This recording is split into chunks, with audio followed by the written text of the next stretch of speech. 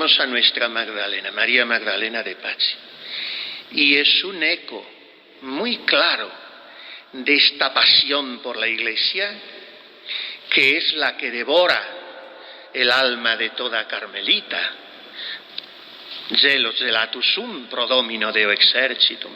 Estoy ardiendo en celo por la gloria del Señor de los ejércitos. Y esa gloria de Dios es el rostro de su Hijo, y ese rostro visible de Cristo es su esposa, la Iglesia. Y si esa esposa, que por su propia naturaleza, en cuanto nacida de su costado, es hermosísima y es llena de juventud y de limpia hermosura, está tan afeada y tan vilipendiada y tan sometida a la ignominia, y digámoslo de una vez, aunque suene muy duro, pero estas santas usan esas palabras, y sojuzgada por la prostitución de los hombres, entonces, ¿dónde queda la nitidez con que debe ser admirado el misterio de la Iglesia, que es el misterio del Verbo encarnado en el mundo? Y los santos han vibrado con esto. La Santa Madre ha vibrado con esto de una manera increíble, hasta el punto de morir diciendo esto. Estas santas tan sumamente eclesiales, en la mayoría de las manifestaciones más explícitamente eclesiales que la Santa Madre en sus escritos, porque la Santa Madre no escribe tanto sobre la Iglesia, lo vive, planta sus Carmelos plantando la Iglesia, vive la Iglesia y se desgasta por la Iglesia. Más, por ejemplo, que Magdalena, que no salió de su clausura, no fundó, no hizo nada. Más, a nivel fáctico. Pero la Santa Madre muere diciendo esto: al fin muero, hija de la Iglesia, y su pasión es la Iglesia, porque su pasión es Cristo, y por eso el dolor de la Santa Madre y uno de los móviles, de los iniciales de la fundación de San José y de su nuevo Carmelo, es los males de la Iglesia, entendidos estos como la división de la Iglesia, que es el principal mal de la Iglesia. Y ese es el que estamos sufriendo hoy. Que la túnica inconsútil se rasga por muchos sitios y pareciera que nadie hace nada por recoserla.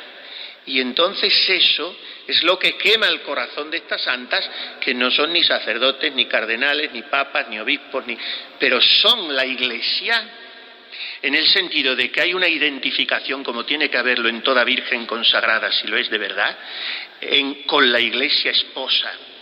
Porque una virgen consagrada es verbi sponsa, sponsa Christi, en medio de la Iglesia, y en la medida en que lo sea, es la personificación de la misma Iglesia.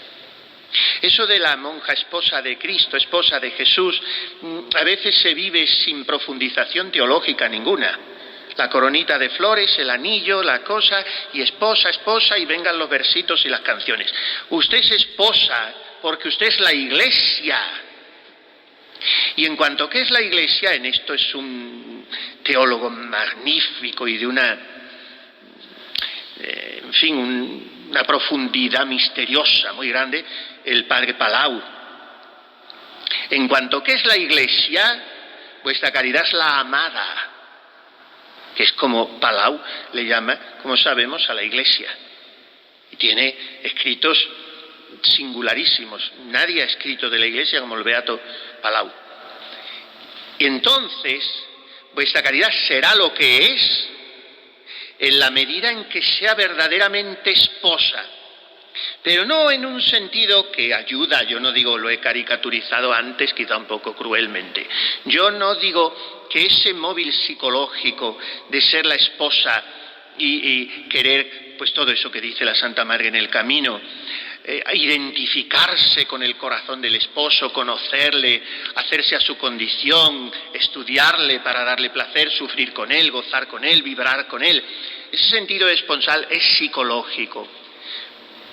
Pero hay otro sentido esponsal que yo me atrevería a llamar cuasi ontológico, porque la profesión no es sacramento, es sacramental. Pero así como Santo Tomás de Aquino dice que es un cuasi sacramento la profesión, o sea que está por encima de todos los otros sacramentales, porque una profesión no es una bendición, ni es un objeto, es otra cosa, es un cuasi sacramento. Así como la profesión solemne es un cuasi sacramento, así la configuración de vuestra caridad como esposa con Cristo es cuasi ontológica, o sea, no está solo a un nivel psicológico, sentimental, experimental, subjetivo, sino que pertenece casi, pongo aquí comillas y todo, al orden del ser, porque la sponsa verbi está llamada a ser la Iglesia. Y por tanto, la vocación de una carmelita, si la llena de verdad, la debe llevar no solo a sufrir por la Iglesia, sino a sufrir en cuanto Iglesia, pero no ya como parte de la Iglesia, sino como personificación de la Iglesia. O sea, una persona que se ve menoscabada, vituperada, afeada, golpeada, menospreciada, escupida, pues sufre porque se ve disminuida en todo sentido. Y una carmelita se tiene que contemplar a sí misma así como el rostro de Cristo, que es el mismo rostro de la Iglesia, cubierto de insultos y salivazos, y diciendo: estas heridas las recibí en casa de los que me amaban. Porque esa es la situación de la Iglesia hoy. Y no la podemos edulcorar a riesgo de estar viviendo nuestra vocación en las nubes. Nuestra vocación, la vocación una carmelita, tiene que vivirla arraigada profundísimamente en el corazón de Cristo, que es el mismo corazón de la Iglesia. Porque es una unión indisoluble la del esposo con la esposa. La Iglesia ha brotado de su costado. La Iglesia es la costilla de Adán, es de la misma carne de Cristo. Y una carmelita debe sentirse a sí misma como Iglesia y sufrir en su misma carne la Iglesia. Y eso las tiene que llevar a un celo devorador, porque estáse ardiendo el mundo y está la Iglesia ultrajada y despedazada. Y mientras las almas se entropela al infierno. Esto es lo que dicen estas santas. Y la experiencia íntima de estas santas constituye en esa profundización de la Iglesia el nervio de su espiritualidad eclesial. La viven así, no como algo externo que ellas contemplan como espectadoras y que les produce cierta conmiseración.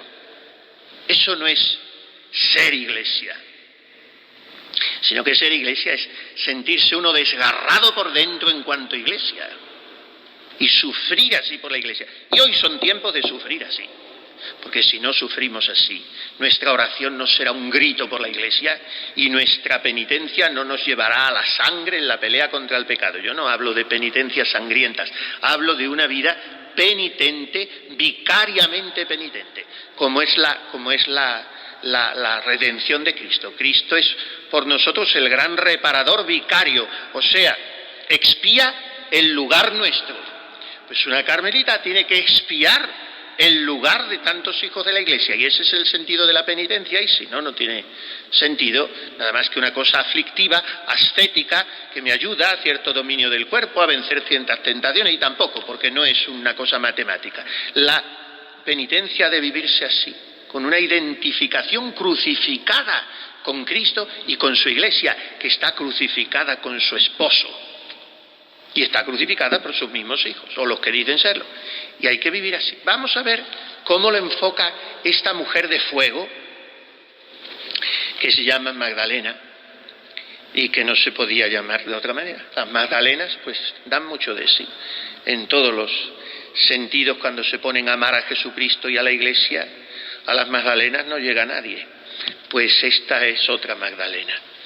Y es una abanderada en el siglo XVI italiano de la renovación de la Iglesia. Para Magdalena la Iglesia no puede ser vista, ni sentida, ni vivida bajo otro prisma, ni según otra identidad que la de la esposa del Verbo. Toda esta impostación sociológica ahora que hay de la Iglesia, pues yo no digo que no sea real, pero es peligrosa. Hoy le preguntas a un niño de primera comunión qué es la Iglesia, bueno, a lo mejor no saben ni que existe la Iglesia porque hacen la primera comunión como paganitos la mayoría, pero le preguntas y de qué es la Iglesia y lo más que te dirá, a lo mejor hay algún caso excepcional, pero vamos, es que la Iglesia es el pueblo de Dios. Eso es lo que digo, que es una visión meramente sociológica, no meramente, porque al ser el pueblo de Dios hay un componente sobrenatural, claro, es Dios, su cabeza, pero Jesucristo, su cabeza, y la cabeza visible, el Papa. Pero eso es la Iglesia, digamos, secundariamente o simultáneamente al hecho de que es el cuerpo místico de Cristo. El cuerpo místico, en el sentido de que es su cuerpo invisible, pero en el sentido de que ya no serán dos, sino una sola carne, y al ser su esposa es su mismo cuerpo. Y si no partimos de ese misterio, que el venerable, incomprensiblemente aún no santo, canonizado, Pío XII, explica maravillosamente en su encíclica, que yo considero una de las mejores, después de la Pascendi de San Pío X, quizás sea la Mystici Corporis y la Humani Generis también de Pío XII, pues en la Mystici Corporis Christi, Pío XII elabora sobre esto una teología formidable. La Iglesia entendida como el cuerpo de Cristo, y a partir de ahí es el pueblo de Dios, es la congregación de los salvados, que caminan, los salvados infieri, que caminan juntos al cielo, en fin, todo eso. Pero la Iglesia es vista por estas místicas como la esposa del Verbo. Y por eso, Magdalena de Pazzi, como Catalina de Siena, y como la Santa Madre, pero como digo, la Santa Madre no lo explicita literariamente de esta manera, sino que lo traduce en su vida y en su obra. Por eso ellas aman a la Iglesia por dos motivos. Uno, presente, y otro, en deseo, en el futuro. La aman primero porque es hermosa. Y segundo, para que pueda ser hermosa. Una carmelita debe amar así a la Iglesia, porque es santa, porque es purísima, porque es la belleza de las bellezas. Lo es en sí misma, porque si tú coges un diamante o un lingote de oro y lo recubres de basura, sigue siendo oro o la piedra preciosa, pero no se ve. Entonces, tú lo amas porque es algo precioso, pero porque debe resplandecer como eso precioso, y tú debes limpiar toda esa inmundicia que tu pecado y el de los demás ha echado encima de ese tesoro. Según Magdalena de Pazzi, la Iglesia es mar, es un mar insondable. Es una belleza sin fronteras ni orillas, en cuanto que la Iglesia abarca algo que parece y que es inabarcable, que es el conjunto todo del Mysterium Salutis, de la belleza de Cristo, del misterio de la salvación. Todo está contenido en la Iglesia. Toda la inmensidad de la encarnación del corazón de Cristo, de la obra de la Trinidad, de la pureza de María, de la santidad de todos los bienaventurados y almas que han seguido al Cordero a donde quiera que vaya, la fuerza de los sacramentos, la enseñanza de la predicación evangélica, el testimonio de los mártires, todo eso está en la Iglesia. Y por eso la Iglesia es una mezcla tan sugestivamente atrayente, divina y humana. Y por eso es el misterio tan grande que Dios nos ha concedido, entrar en un sitio donde yo no podría entrar porque es sobrehumano. Y Cristo, por el bautismo, que es la participación en su vida divina, me ha adentrado, y por la Eucaristía, que es su mismo cuerpo recibido por mí, me alimenta y me sostiene y me mantiene en esa Iglesia. Por lo tanto, es un mar. Y además de mar, es vista por Magdalena como redil. Ya lo veíamos ayer, 3 rediles del pastor: el seno del Padre, la Iglesia y el alma esposa. Y la Iglesia es vista por ella también como es vista por toda la tradición patrística y escriturista, por toda la escritura, como el barco que no se detiene en su travesía a impulsos del Espíritu Santo. Y dice Magdalena que celebrando los sacramentos, la Iglesia se une a la vida del Verbo. Es que todo esto, claro, nos sobrepasa y nos supera y no podemos ni columbrarlo, que nosotros seamos introducidos en la vida del Verbo, digamos así, en la actividad eclesial del Verbo, no solo que participemos de la vida del Verbo por la gracia santificante, al ser injertados en él, al convertirnos en concorpóreos y en consanguíneos del Verbo encarnado, como dicen los santos padres, sino de su vida eclesial, de su obrar eclesial. Nosotros somos insertados en esa corriente de actividad sacrosanta del Verbo por los sacramentos. Por los sacramentos, por eso decíamos antes, la confesión de toda una comunidad. Es como si Cristo entrase en esa casa y soplase el ruá, el espíritu, el aliento, y dijese: aquí estoy, no temáis, soy yo la paz con vosotros, aumento de gracia, por el sacramento que les ha inyectado a todas la sangre de Cristo. Y así cada mañana la Eucaristía y la reactivación del bautismo, cuando en nosotros están en ebullición las virtudes teologales y las cardinales, eso es el bautismo reviviendo constantemente. En fin, la vida sacramental es la Iglesia unida a la vida del Verbo. Hay después en Magdalena una contemplación teológica muy profunda también de María inserta en el misterio de la Iglesia. Esto lo trata preciosamente San Juan Pablo II en la encíclica que nos regaló cuando el año mariano, Redentoris Mater, y en el segundo capítulo dice María, se lo titula así, María en el centro del misterio de la Iglesia. Es un título sorpresivo, porque el centro del misterio de la Iglesia lo ocupa Cristo. Pero María está donde está Cristo.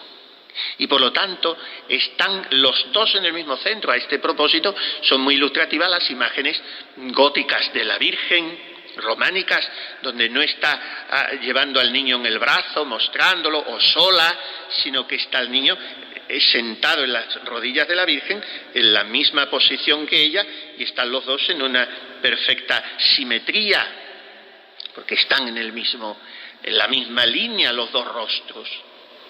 María está en el centro. Y por eso en la Iglesia María es al mismo tiempo hija y madre. Dice Magdalena, que era también toscana, florentina, y no sé si habría leído la Divina Comedia del Dante Alighieri, pero Dante llama a María en la Divina Comedia, en esos versos magníficos, que también Juan Pablo II los cita en esa encíclica, hija de tu Hijo. María es la hija de su Hijo, porque su Hijo es Dios. Y como la divinidad es única, la del Padre, la del Hijo y la del Espíritu Santo, en ese sentido María, que es madre del Hijo, es también hija del Hijo. En Magdalena, María, esto es muy interesante también subrayarlo, porque a veces, por no tener suficiente formación o suficiente oración, podemos quedarnos a un nivel un poco beato. En Magdalena, María no es una mera presencia devocional, no es una ayuda psicológica, es una presencia existencial. O sea, ella no puede entenderse a sí misma sin María. La razón es muy sencilla, porque no puede considerarse a sí misma fuera de la Iglesia ni siquiera un milímetro. Y entonces, como María está permeando, empapando y envolviendo y abrazando todo el misterio de la Iglesia, en nuestra vida María debe ser una presencia existencial.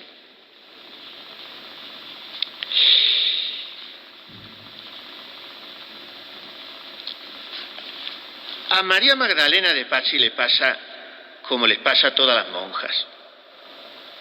Ella vivía en un monasterio en Florencia, un monasterio de cierto chinchín, monasterio de Santa María de los Ángeles, y no sale nunca de allí. Desde los 17 a los 41, pues está allí 30 y tantos años, ¿no? 20 y tantos años, no sale, pero conoce la situación de la Iglesia de su tiempo. Y a lo mejor no le llegan a su noticia muchos detalles, pero conoce mucho de la situación de aquella Iglesia. Y percibe que es demasiada la distancia y que es una distancia dramática la que existe entre la Iglesia en el designio de Dios, la Iglesia como verbis ponsa, y el rostro de esa Iglesia en su momento histórico. Ese momento, cuando ella empieza a escribir, que como digo siempre no escribe, sino empieza a tener esa percepción de la necesidad de la renovación de la Iglesia, que vierte en 12 cartas escritas en éxtasis, o dictadas, mejor dicho, en éxtasis, que son cartas interesantísimas. Ese momento, pues es ya al final del siglo XVI, es durante el periodo más o menos de esa prueba terrible que ella experimentó de verse echada en el lago de los Leones, que duró 5 años, del 85 al 90, y en el 86 más o menos empieza esta percepción de la urgencia de la renovación de la Iglesia. Pensemos que el Concilio de Trento,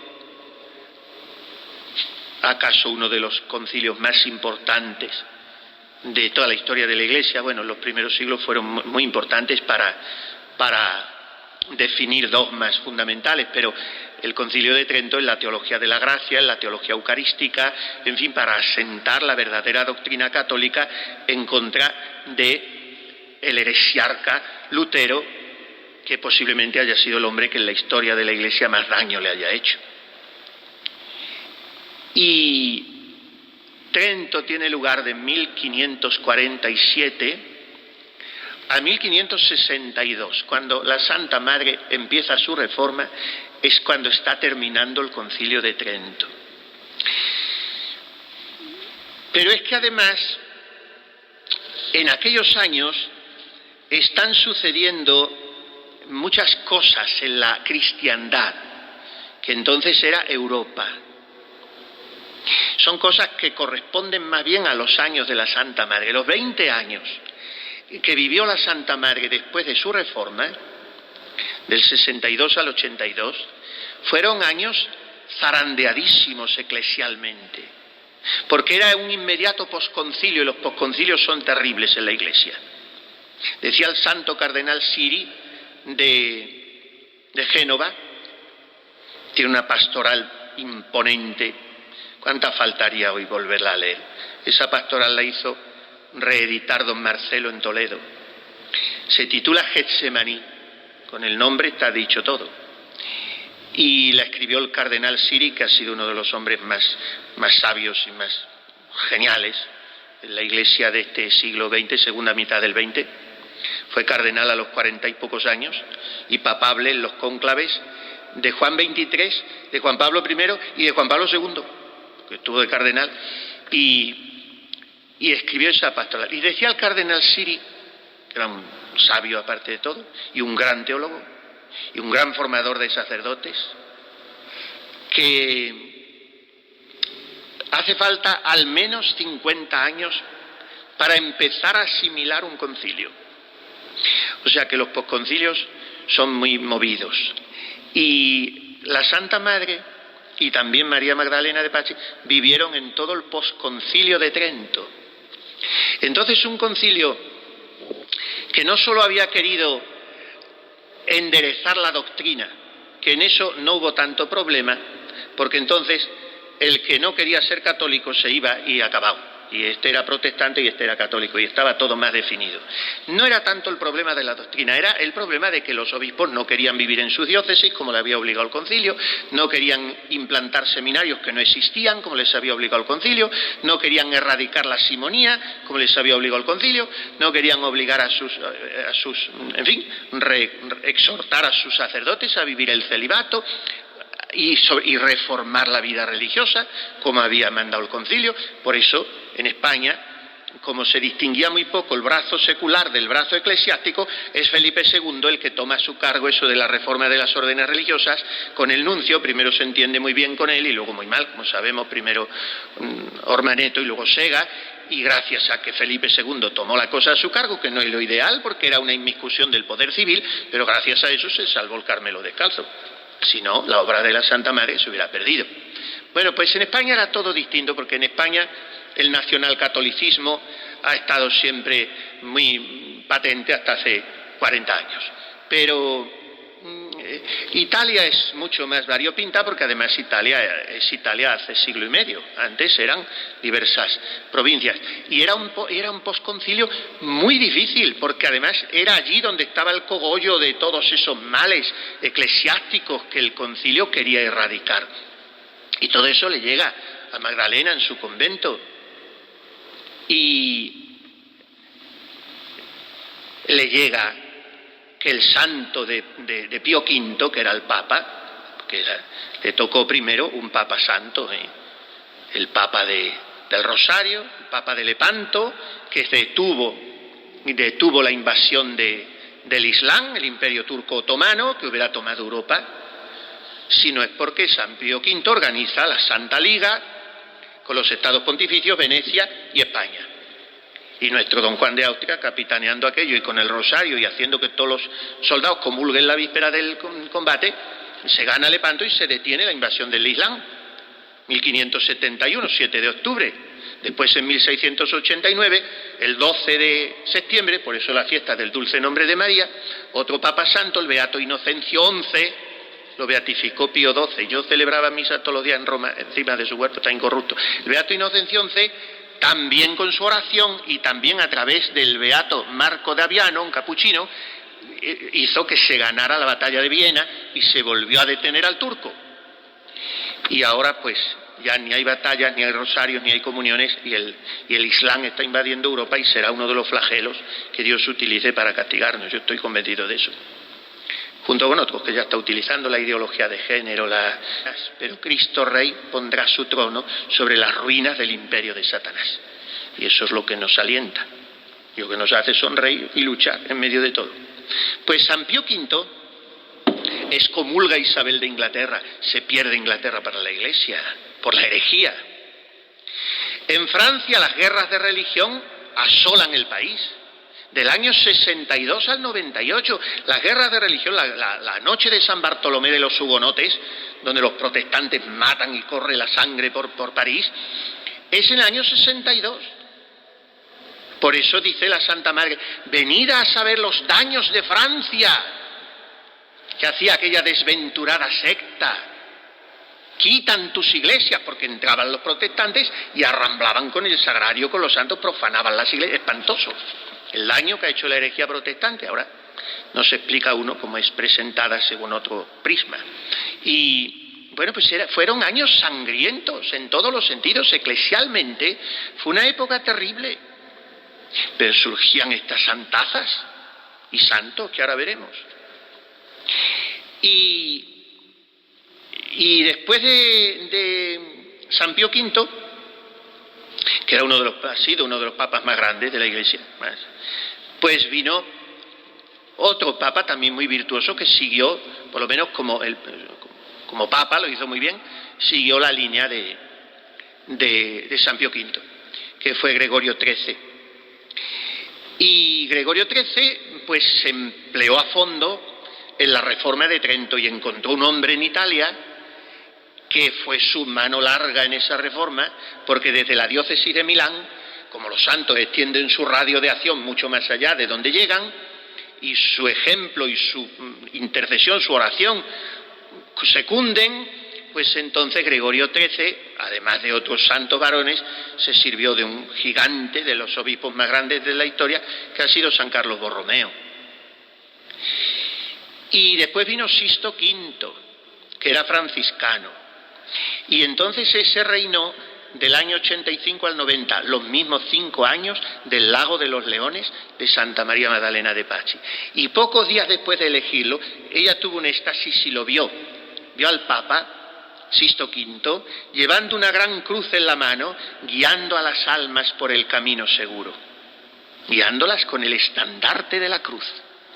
Porque los pastores del pastor no nos pueden enseñar otra cosa para iluminarnos que la cruz. Porque la Iglesia no es coqueteo con el mundo, es otra cosa. Pues esto era la situación eclesial que le tocó vivir más a distancia y con menos noticias, porque entonces España de Francia, pues no es como ahora que llega todo al segundo por internet, o como hace un siglo que llegaba por un telegrama o por una carta. En tiempo de la Santa Madre era distinto, le llegaba todo más a bulto, y por eso la Santa Madre lo vive de otra manera. Pero María Magdalena conoce en aquella Italia tan convulsa, en el corazón de Italia, que es la Toscana, y Florencia, que era la capital del arte del mundo, y en buena medida del comercio. Pero figúrense que Florencia en el siglo XVI tiene 60.000 habitantes. Bueno, para entonces, si en aquella época Ávila tenía 4 o 5.000 habitantes o 6.000, pero bueno, no es tampoco una gran metrópoli. Sevilla tenía más entonces. Pero Florencia tiene 60.000 habitantes y figúrense que tiene 45 conventos de monjas con 2.800 monjas. Lo cual supone que cada convento tiene una media de 50 y tantas monjas. En unos habría 25 y en otros habría 200, como había aquí en la Encarnación. Pues imagínense con ese panorama la relajación de los conventos, porque entre tantísimas pues había muchas invocación, muchas que entraban para remediarse, muchas con sus criadas o con sus amigos, o que no guardaban para nada la clausura, o que no había disciplina, que la obediencia no funcionaba. Era un conjunto, un archipiélago, un conjunto de islas, de individualidades, viviendo allí en su convento. Y había también santas, porque presentar las cosas solo así, presentar pues la Encarnación de entonces era la misma de doña Teodora que la de doña María Pinel, y eran el trigo y la cizaña, como de alguna manera también lo es hoy. Todo lo que sea una comunidad humana siempre es trigo y cizaña juntos, pero entonces era muy visiblemente, porque la cizaña era muy cizaña, y en medio de eso el trigo resplandecía más como trigo. Bueno, pues esa es la situación eclesial, y en esa situación Magdalena de Pazzi escucha: ha llegado el tiempo predestinado ad eterno en la mente de Dios, y largo tiempo deseado por sus siervos pasados y presentes, de que se renueve su esposa, la Iglesia. Y esto le zarandea el alma por dentro, y a partir de entonces no la deja vivir. Y eso de que se eche como una loca por los claustros y toque las campanas, y en fin, tiene cosas muy, muy llamativas. Venid a amar al amor es como un llamamiento a recuperar también la santidad de la Iglesia y las penitencias tan tremendas que hace esta mujer, y el camino por el que Dios la lleva es todo pro Ecclesia Santa, por la santidad de la Iglesia y por sus ministros, porque claro, Magdalena, como una esposa y como toda virgen consagrada, ve sobre todo como rostro patente de la Iglesia jerárquica, y esa Iglesia jerárquica son los ministros, y esos ministros son, según ella, los Cristos indignos. Y entonces ella ofrece su vida y su lago de los leones y sus dolores, sus tribulaciones, sus rompimientos interiores, sus, en fin, pruebas de todo género y sus penitencias por esos Cristos indignos. Hay, como digo, una reminiscencia muy grande de Santa Catalina de Siena. No avisa ni busca la dulce verdad que se haga esta renovación de la Iglesia en una sola ciudad, sino en todo el universo. y advierte lo mucho que los miembros podridos estropean la hermosa cabeza.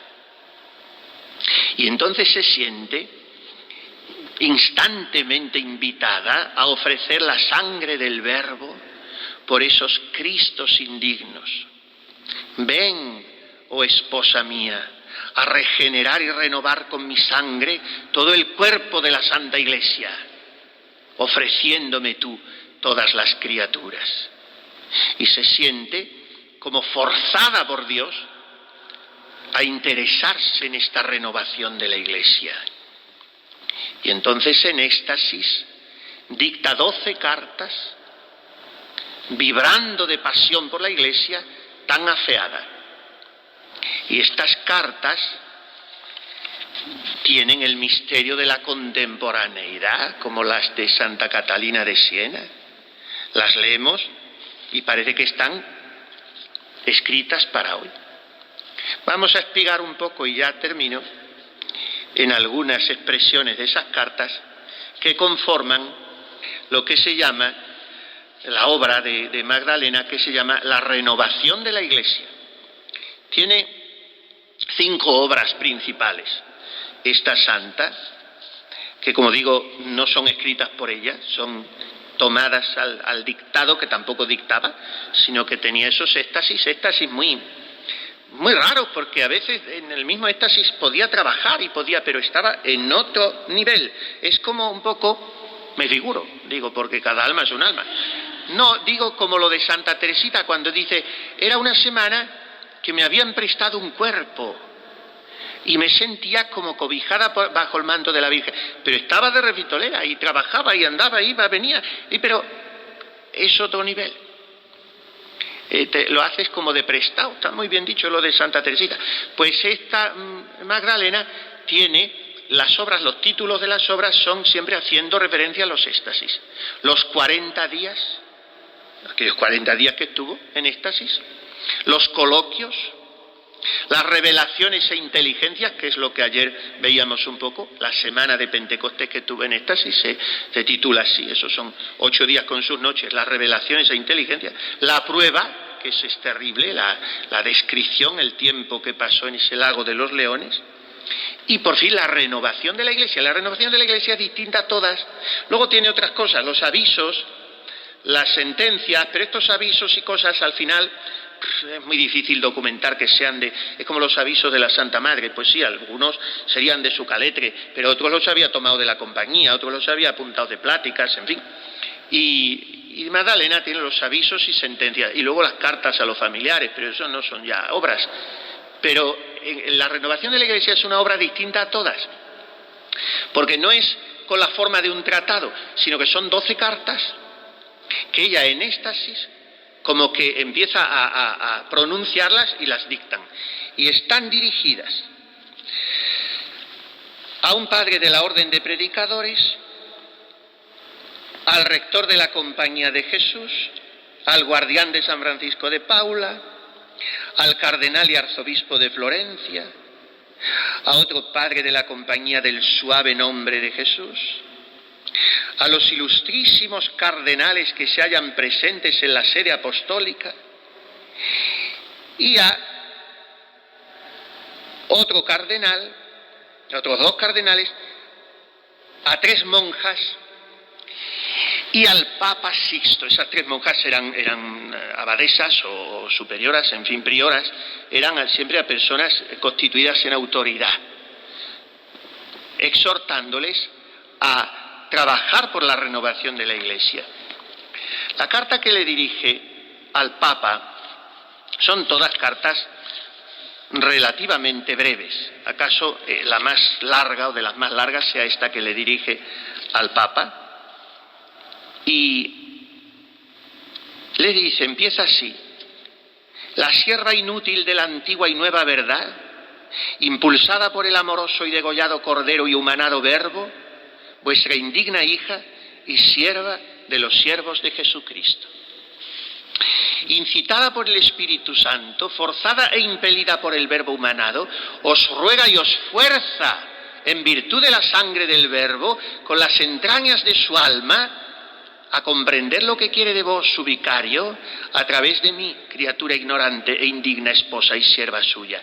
Quiere que renovéis su esposa Iglesia, que se os ha entregado para su cuidado y custodia. Habéis de saber que para esta obra no os faltarán cooperadores.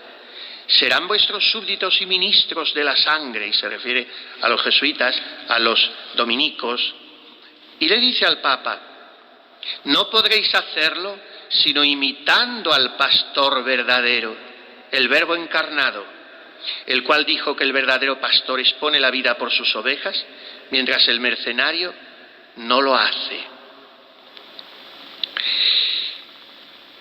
Esta obra es tan importante como la sangre de la que tenéis las llaves. Son expresiones casi idénticas a las de Catalina en sus cartas a los papas, o en sus diálogos. Como digo, tiene expresiones muy tremendas, las cuales le valen el ser doctora de la Iglesia. No son expresiones para que nos asustemos ni nos escandalicemos, porque dice muchas, podríamos acudir a muchas expresiones, de cómo nos pone a los sacerdotes y a los obispos y cardenales en las cartas, y al Papa las cosas que le dice. Pero dice, es el dulce Cristo en la tierra, tiene las llaves de la sangre, y aunque fuera un demonio encarnado, tenemos que creer en que lleva la Iglesia, tiene las llaves de la sangre. O sea, son santas que tienen una visión de fe tan inmensa que trascienden todo lo sensible y todo lo que a otros un poquito más falsamente escrupulosos nos produce cierta inquietud o estupor. No, porque ellas están al nivel de la fe. Y ese nivel de la fe es absolutamente libre y absolutamente obediente.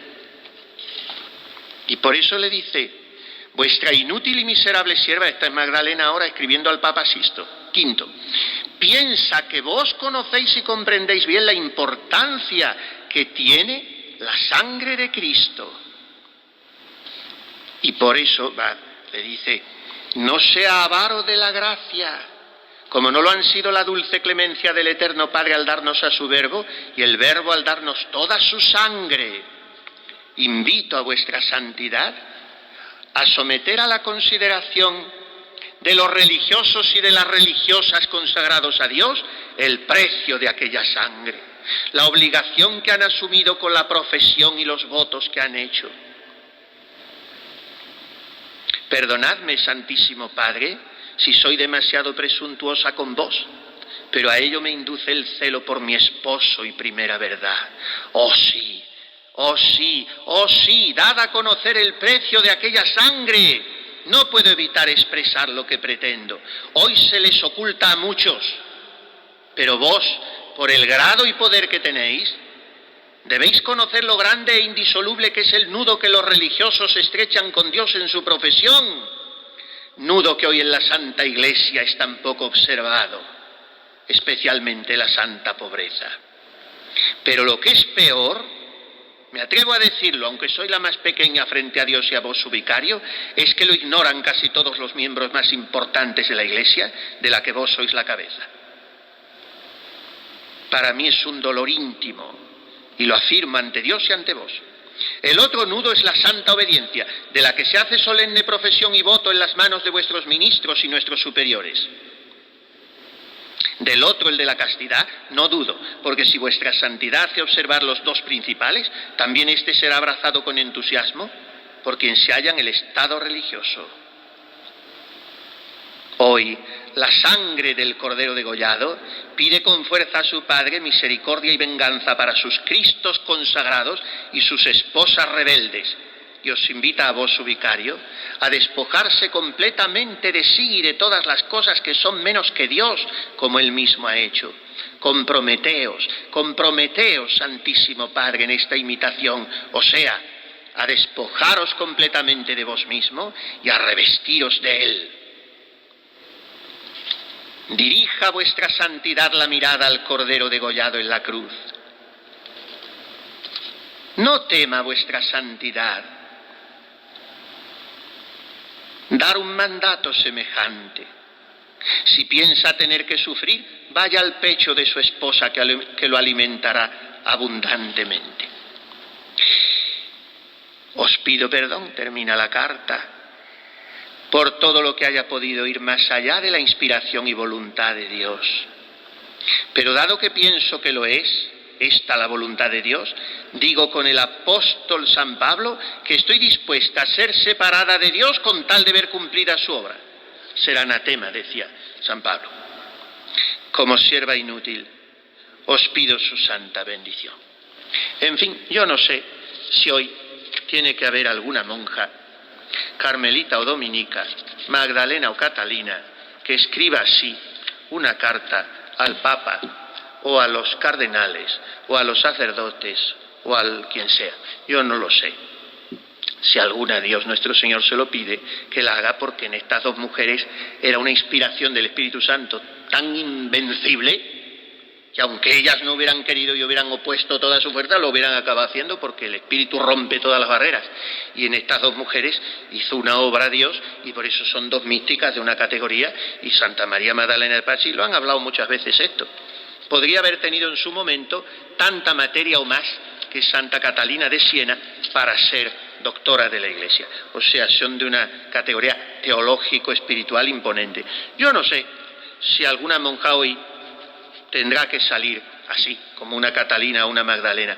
Lo que sí sé que tienen es que romperse de dolor por la Iglesia y ofrecer vuestros cuerpos como una hostia viva, santa, agradable a Dios, como Cristo, que la amó y se entregó por ella como oblación y víctima de suave olor. Eso sí es su vocación de esposas. Estamos en un momento muy sangrante de la Iglesia. ¿Acaso como no haya existido nunca ninguno? Siendo tan difíciles muchos de los pasados, como hemos repasado aquí esa época del siglo XVI, podíamos ir a los primeros siglos, de los que dice San Jerónimo: gimió el orbe entero al contemplarse a sí mismo arriano, porque prácticamente no había un obispo, más que San Atanasio y algún valiente, Osio de Córdoba, que fue el padre de la fe, y al que le debemos el credo niceno. El homoousios es de Osio de Córdoba, de la misma sustancia del Padre, Cristo Dios. Pero casi todos los obispos y toda la Iglesia negaba eso. Aquella época fue terribilísima.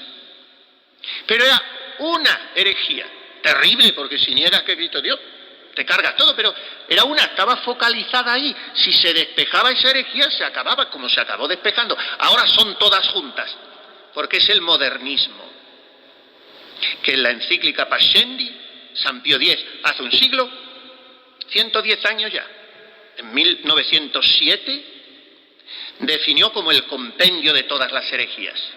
Trató de descabezarla, pero es una hidra de 7 cabezas, que le cortas una y le siguen saliendo. Entonces ese modernismo está hoy permeada la Iglesia entera. Y es un momento delicadísimo, porque además la división es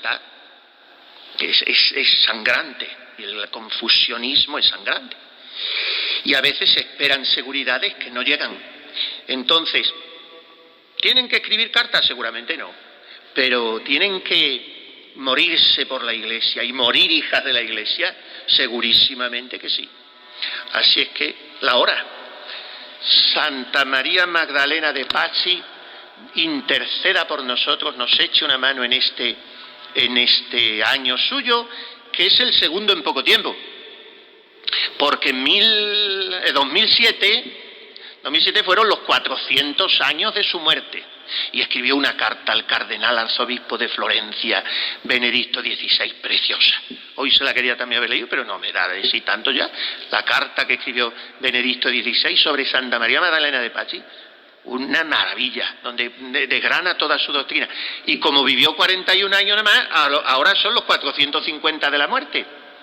Y ninguna de las dos fechas nos hemos casi ni enterado.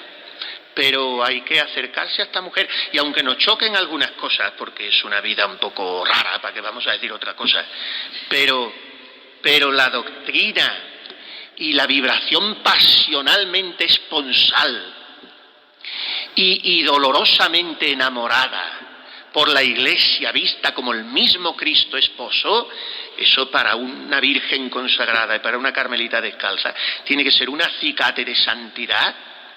Yo no sé cómo se arregla este lío eclesial que hay, que es gordo, yo no sé cómo, pero que las carmelitas descalzas tienen mucho que ver en ese arreglo, sí que lo sé. Y que a lo mejor no están dando la talla, eso ni lo sé ni lo dejo de saber, pero es una posibilidad. Entonces vamos a empezar a llorar y a sufrir entre el atrio y el altar y a ofrecernos como oblación y víctimas.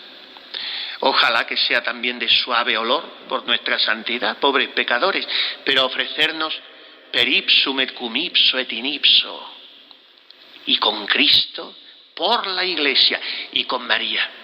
María hubiera sido muy bonito, pero ya no me da lugar a hablar de cómo vive a María Magdalena. María en el Carmelo es la señora del lugar, María en la Iglesia es la reina de la casa, y María es la que pondrá todo en su sitio, todo en su sitio. Al fin mi inmaculado corazón triunfará. Pero mientras llega ese fin, el intermedio es un poco movido.